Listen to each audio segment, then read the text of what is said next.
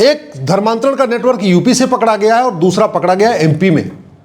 उत्तर प्रदेश में शमसुल हुदा नाम का गद्दार, मक्कार और हरामखोर भारत में रहता था, यहाँ के लोगों को धर्मांतरण करा रहा था।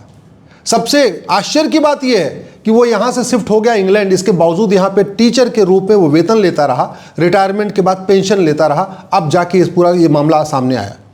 दूसरा, एक मक्कारों का नेटवर्क ग्वालियर में पकड़ा गया जो वहाँ पे कन्वर्जन करा रहे थे।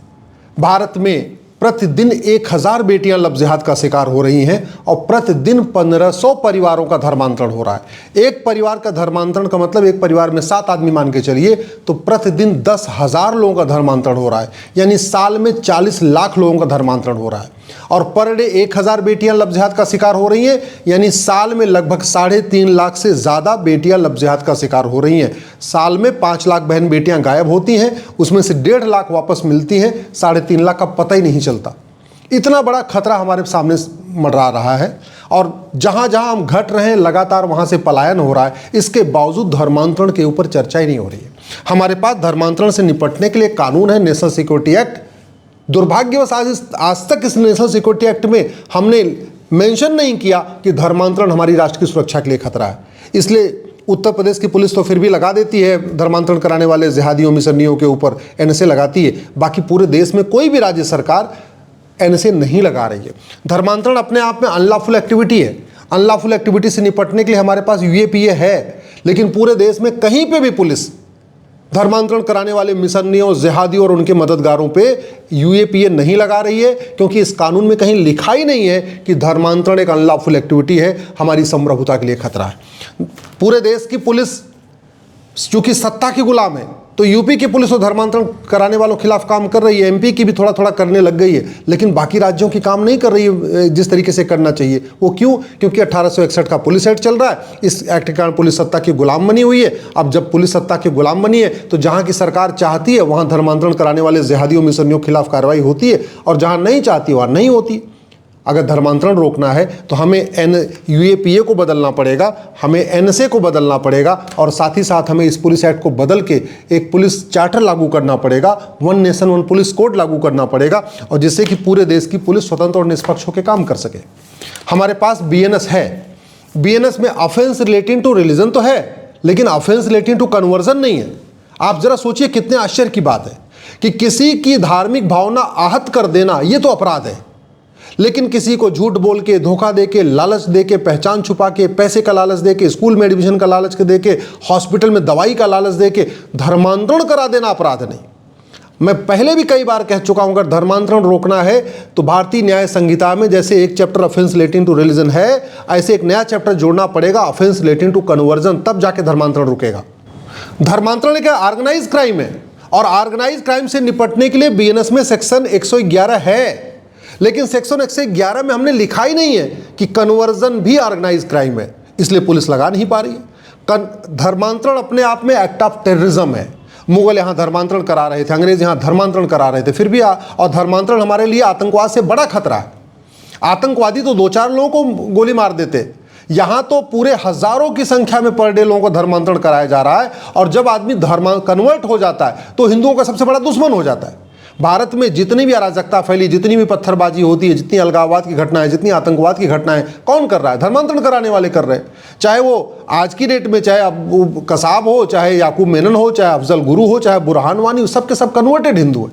तो धर्मांतरण आतंकवाद से बड़ा खतरा है। आतंकवाद से निपटने के लिए सेक्शन 113 है इस बीएनएस में, लेकिन हमने उसमें लिखा नहीं है कि conversion is a act of terrorism. अगर एक सेंटेंस लिख देते सेक्शन 113 में conversion is a act of terrorism, तो पुलिस आराम से सेक्शन 113 भी धर्मांतरण कराने वाले जिहादियों, मिशनियों पे लगा लेती।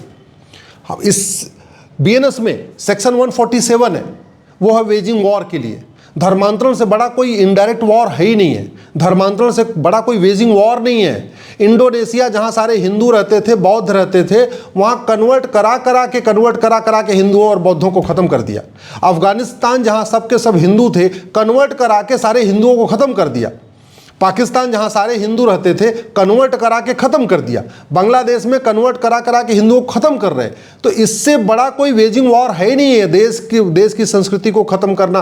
भाई धर्मांतरण से देश की संस्कृति खत्म हो जाती है, देश के त्यौहार खत्म हो जाते हैं, वेशभूषा खत्म हो जाती है, भाषा बदल जाती है, सोच बदल जाती है, सब कुछ तो बदल जाता है। अपने आप में ही वेजिंग वॉर है, और वेजिंग वॉर से निपटने के लिए हमारे पास बीएनएस में सेक्शन 147 है, लेकिन आज तक हमने धर्मांतरण को वेजिंग वॉर डिक्लेयर नहीं किया, इसलिए पुलिस सेक्शन 147 लगाती नहीं है धर्मांतरण कराने वाले मिशनरियों जिहादियों के खिलाफ। ऐसे ही धर्मांतरण हमारी संप्रभुता के लिए खतरा है, धर्मांतरण हमारी एकता के लिए खतरा है, धर्मांतरण हमारी अखंडता के लिए खतरा है, धर्मांतरण हमारी संस्कृति के लिए खतरा है, धर्मांतरण हमारे त्यौहार के लिए खतरा है, धर्मांतरण हमारे वसुधैव कुटुंबकम के विचार के लिए खतरा है, धर्मांतरण हमारी नारी तो नारायणी यत्र नारस्तु पूज्यते नमन्ते तत्र देवता के विचार के लिए खतरा है, धर्मांतरण हमारे जो सर्वमंगल मांगल्य शिवे सर्वार्थ साधिके सर्वे भवन सुखिनः का जो हमारा विचार है उसके लिए बहुत बड़ा खतरा है। और उससे निपटने के लिए सेक्शन 152 है इस बीएनएस में, लेकिन हमने 152 में लिखा ही नहीं है कि धर्मांतरण हमारी एकता के लिए खतरा है, अखंडता के लिए खतरा है, संप्रभुता के लिए खतरा है, इसलिए पुलिस इसको लगा ही नहीं पा रही है। धर्मांतरण आज की डेट में जो पंजाब में कराया जा रहा है वो लोगों को नशेड़ी बना के कराया जा रहा है, और नशेड़ी इसलिए बनाया जा रहा है, ड्रग का कारोबार इसलिए भारत में चल रहा है क्योंकि एनडीपीएस एक्ट महा घटिया है, महा सड़ा हुआ है। पंजाब का पूरा बॉर्डर के एरिया कन्वर्ट हो चुका है, पंजाब की इवन अंदर कन्वर्जन हो रहा है, लुधियाना में कन्वर्जन हो रहा है, आपके चंडीगढ़ में कन्वर्जन हो रहा है, कहाँ नहीं कन्वर्जन हो रहा है। और इसके बावजूद एनडीपीएस एक्ट बदला नहीं गया। इस एनडीपीएस एक्ट के कारण चूंकि नशे का कारोबार चलता जा रहा है और नशे का कारोबार चल रहा है तो लोगों को नशेड़ी बना के कन्वर्ट किया जा रहा है। तो धर्मांतरण तो तभी रुकेगा जब एनडीपीएस एक्ट बदलेगा, धर्मांतरण तभी रुकेगा जब विदेशी फंडिंग बंद होगी। सबसे ज़्यादा जो फंडिंग आ रही है खासतौर पे क्रिश्चियन मिशनरीज को, वो इस एफसीआरए के कारण आ रही है, विदेशी फंडिंग आ रही है। विदेशी फंडिंग तभी रुकेगी जब 2010 का एक कानून बदला जाएगा, ख़त्म किया जाएगा। धर्मांतरण इसलिए भी चल रहा है क्योंकि ये जो कन्वर्जन करने वाले माफिया हैं, इनके पास इतना पैसा होता है, वो पैसा देके थानेदार को पैसा देके, तहसीलदार को पैसा देके, कलेक्टर को पैसा देके, कप्तान को पैसा देके, जो उनके खिलाफ मुकदमा भी होता है उसको भी कमज़ोर करा देते हैं, जांच कमज़ोर करा देते हैं। और वो तभी रुकेगा जब ये प्रिवेंशन ऑफ करप्शन एक्ट बदलेगा। उत्तर प्रदेश के कानपुर में एक दरोगा पकड़ा गया है, 10 साल में 100 करोड़ की प्रॉपर्टी उसने अपना लिया। कहाँ से बनाई 10 साल में 100 करोड़ की प्रॉपर्टी? ऐसे कारोबारियों से, धर्मांतरण कराने वाले से, जिहादियों से, ड्रग स्मगलरों से, सबसे पैसा ले रहा था। तो इसलिए अगर वास्तव में धर्मांतरण रोकना है तो हमें चीन जैसा कानून बनाना पड़ेगा। चीन में धर्मांतरण कराने वालों को फांसी होती है, वैसा ही कारोबार करना पड़ेगा। धर्मांतरण की जो फंडिंग होती है वो फंडिंग होती है काला धन और हवाला से। हवाला कारोबार तभी रुकेगा जब 100 रुपये से बड़ी नोट बंद होगी और ये घटिया मनी लॉन्ड्रिंग एक्ट बदलेगा। जब तक हवाला कारोबार चल रहा है तब तक धर्मांतरण नहीं रुकेगा, और जब तक 100 रुपये से बड़ी नोट नहीं बंद होगी और ये कानून नहीं बदलेगा तब तक हवाला नहीं रुकेगा। धर्मांतरण की फंडिंग होती है काले धन से, ब्लैक मनी से, और ब्लैक मनी तभी रुकेगी जब 5000 रुपये से महंगे सामान का कैश लेन देन बंद कर दिया जाए, कैश के ऊपर लिमिट लगा दिया जाए और इस कानून को बदला जाए। सिंगापुर में ब्लैक मनी पे फांसी की सज़ा है, पता नहीं हम क्यों नहीं बना रहे हैं, हम सिंगापुर वाला कानून क्यों नहीं देख रहे हैं। ऐसे करप्शन पे चीन में फांसी की सज़ा है, हम अपना कानून क्यों नहीं बदल रहे हैं। सबसे बड़ी बात ये, आज तक लाखों की संख्या में हिंदुओं का धर्मांतरण हो गया। मुगलों ने जो कराया वो कराया, अंग्रेज़ों ने जो कराया वो कराया, अभी भी लगातार धर्मांतरण हो रहा है। प्रतिवर्ष लगभग 40 लाख लोगों का धर्मांतरण हो रहा है। पर डे 1500 परिवार का मतलब साल में 40 लाख लोग होते हैं। आज तक किसी मिशनरी और जिहादी की नागरिकता खत्म नहीं हुई। आज तक किसी मिशनरी और जिहादी की 100% प्रॉपर्टी जब्त नहीं हुई। आज तक किसी मिशनरी और जिहादी को आजीवन कारावास फांसी नहीं हुआ। और हम धीरे धीरे घटते जा रहे हैं। मैं पहले भी कह चुका हूँ, आज फिर रिपीट कर रहा हूँ, घटेंगे तो कटेंगे। और जब हम कटेंगे तो ना आज के नेता बचाने आएंगे, ना अभिनेता बचाने आएंगे, ना लेखक बचाने आएंगे, ना बुद्धिजीवी बचाने आएंगे, ना पत्रकार बचाने आएंगे, ना कलमकार बचाने आएंगे, ना यूट्यूबर बचाने आएंगे। अगर घटे तो 100% कटेंगे। जहाँ जहाँ घटे वहाँ वहाँ कटे, जब जब घटे तब तब घटे, तब तब कटे। अफगानिस्तान में घटे तो कटे, पाकिस्तान में घटे तो कटे, बांग्लादेश में घटे तो कटे, म्यांमार में घटे तो कटे, भारत में कश्मीर में घटे तो कटे, करगिल में घटे तो कटे, लक्षद्वीप में घटे तो कटे, जहाँ जहाँ घटे, नागालैंड में घटे तो कटे। आपके मेघालय की स्थिति क्या है, मिजोरम की स्थिति क्या है, भाई मणिपुर में क्या चल रहा है आपको खुद ही पता है। जहां जहां घटे हैं वहां वहां कटे हैं, और घटने का सबसे बड़ा कारण है लफ्ज़ जिहाद और धर्मांतरण। इसको रोका जा सकता है।